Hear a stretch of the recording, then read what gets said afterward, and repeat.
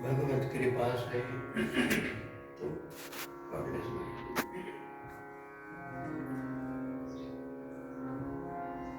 गोसाई जी वंदना क्रम को आगे बढ़ाते हुए दुष्टों की वंदना किंतु उनके लक्षणों को परिलक्षित करती है।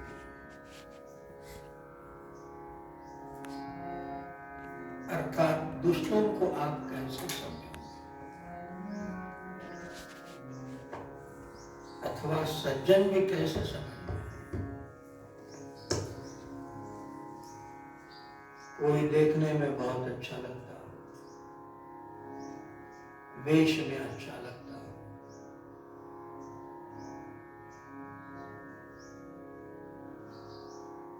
किंतु वर्तन में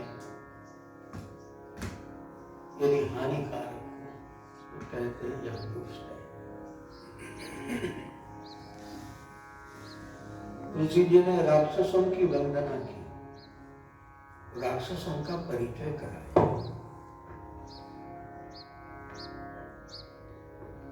तो उनका परिचय देते समय कहते हैं कि मां नहीं मातु पिता नहीं देव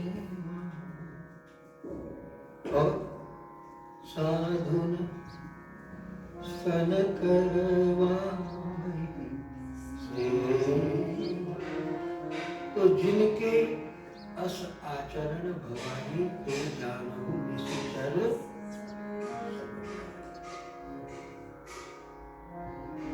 तुलसी जी के परिभाषा में राक्षस वे नहीं, एक राग झाला कि दूसरे रागाचं चिन्ह असा, एक राग झाला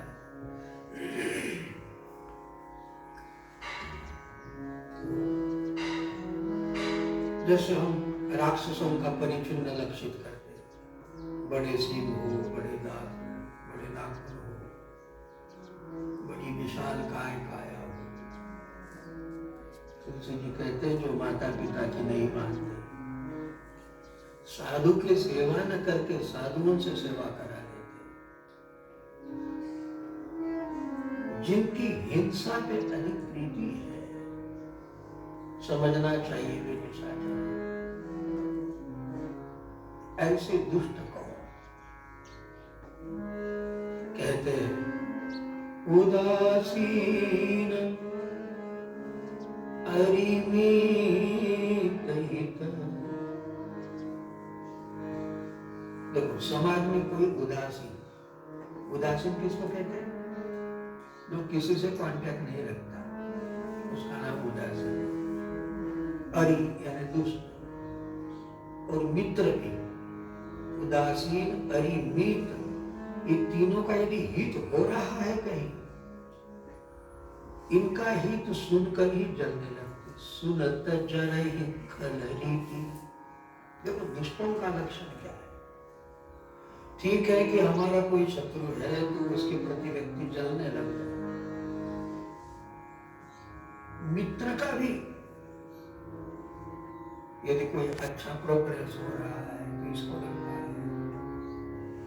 वो आगे क्यों बढ़ रहा है। उदासीन अर्थात जो किसी के लेने देने में नहीं होता, ना इसके ना उसके।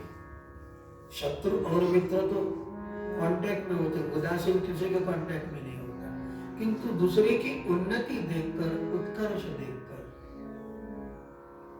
जिसको किसी की उन्नति भाती ना हो, तो समझना ये दुष्टों का लक्षण है।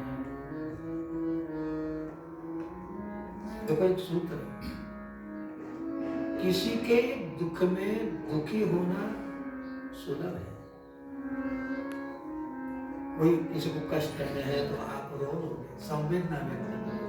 किसी के दुख में दुखी होना सुलभ है, सुगम है, किंतु किसी के सुख को देखकर आप सुखी हो जाना ये बड़ा मुश्किल है। किसी की फसल बहुत अच्छी लहरा रही है और आपकी नहीं, तो आप सुखी हो जाए, बहुत अच्छा लगता है। उसका ऐसा, मेरा क्यों? उसकी बड़ी बंगले बन रहे, हमारा क्यों?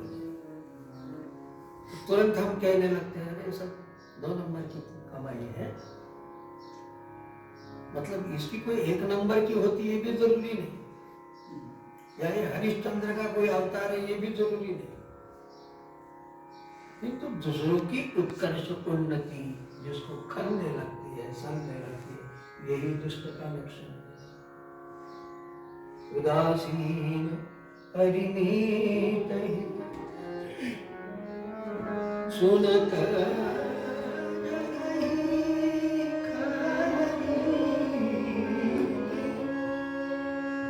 जानी पानी जुगजो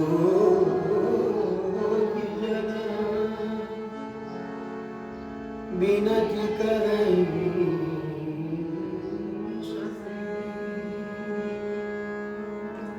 तुलसीदास जी कहते हैं मैं उनके इस रीति को जानता हूँ, फिर भी मैं उनसे प्रार्थना करता हूँ। जानी पानी ये सब मैं जानता हूँ, लेकिन दोनों पानी, दोनों हाथों को जोड़कर मैं उनसे विनती करता हूँ।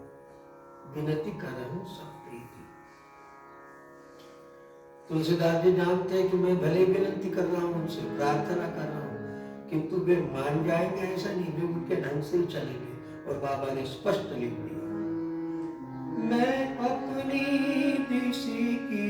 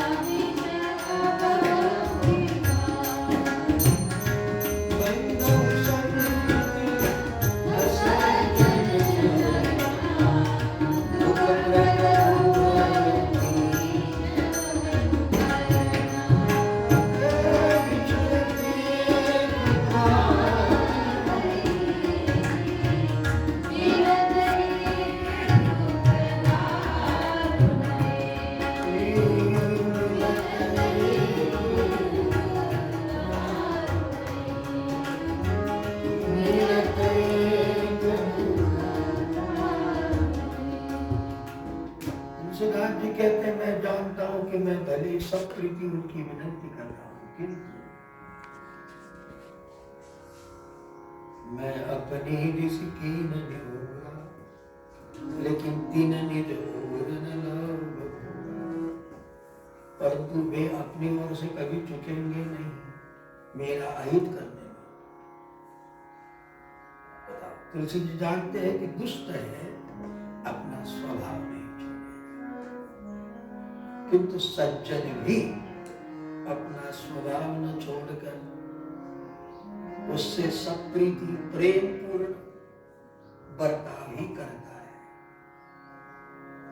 बाबा ये जानते हैं और उदाहरण देते हैं, जैसे बायस पलिहहि अति अनुराग। बायस माने कौवे,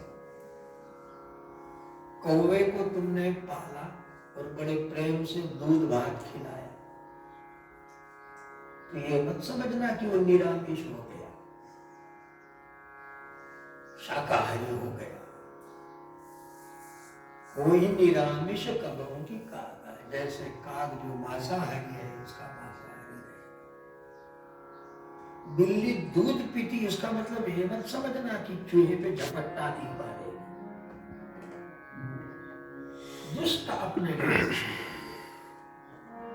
किंतु तुलसीदास जी बाबा का ये वंदना क्रम में दुष्टों की वंदना का यही अनुक्रम है कि भाई तुम यदि सज्जन हो तो समझना, दुष्टों की निंदा मत करना, चर्चा मत करना, ईर्ष्या मत करना।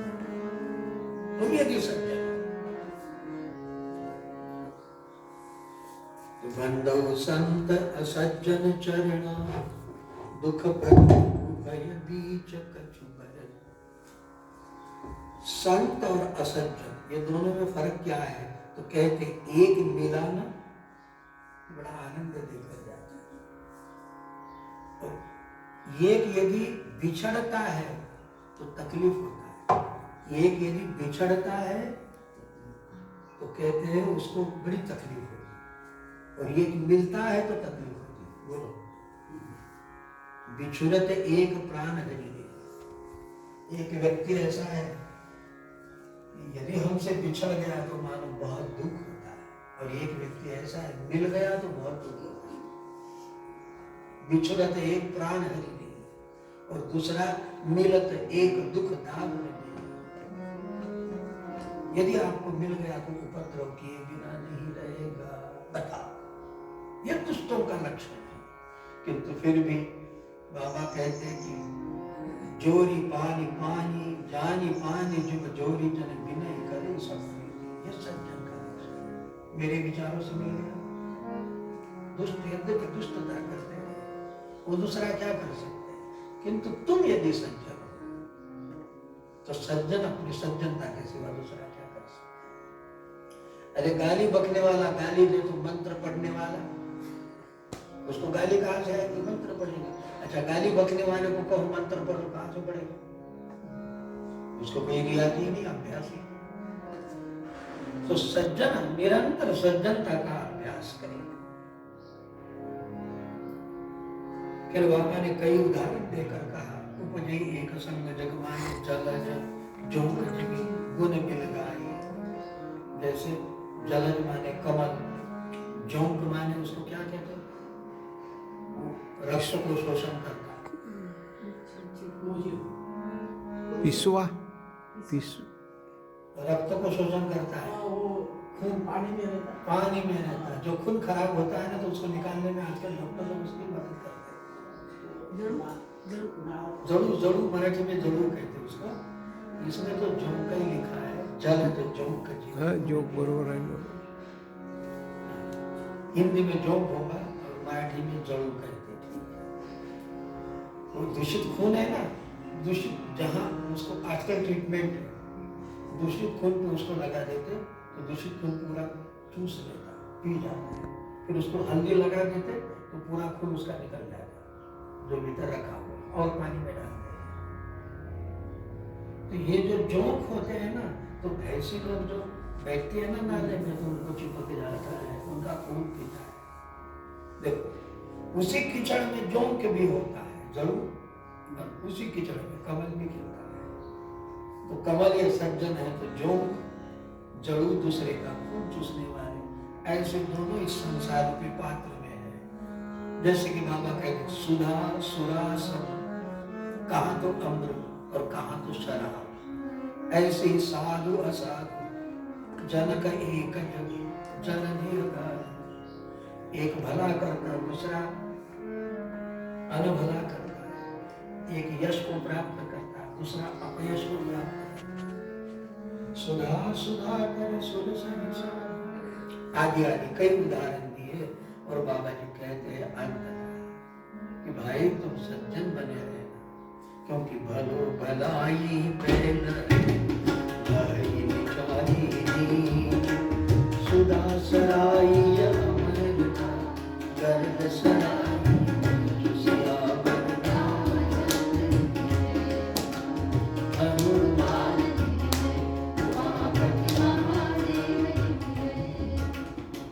Ram Jai Ram